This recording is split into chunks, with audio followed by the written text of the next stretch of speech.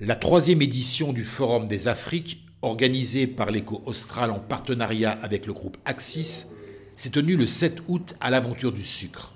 Lors de cette table ronde, 7 entreprises mauriciennes du secteur des télécommunications ont évoqué les challenges et les stratégies pour pénétrer le marché africain. Premier volet, l'Afrique, un enjeu crucial pour les télécommunications. On a entendu parler du contenu éducatif, on a entendu parler de tout un tas de services dérivés en fait, du secteur des télécommunications qui sont les enjeux de demain et qui sont vecteurs de richesse, à la fois pour les gens mais aussi d'un point de vue d'investissement. Ce secteur des télécommunications a vocation finalement à créer d'autres sous-secteurs au sein de cet écosystème en fait.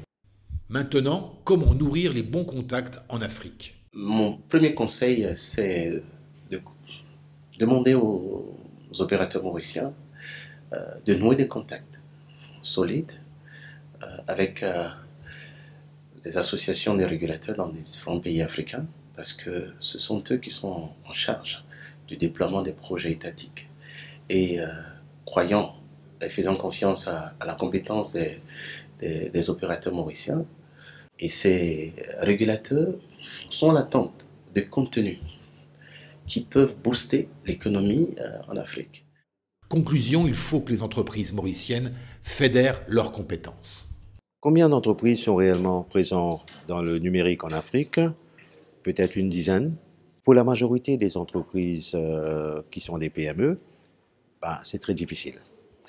Mais les compétences niches que chaque société a acquis avec le temps, en mettant ces différentes compétences ensemble, donc fédérer les entreprises du TIC, par secteur, développement logiciel, communication, etc., etc., etc. Finalement, c'est le seul moyen pour que le pays puisse avancer et faire du chiffre en Afrique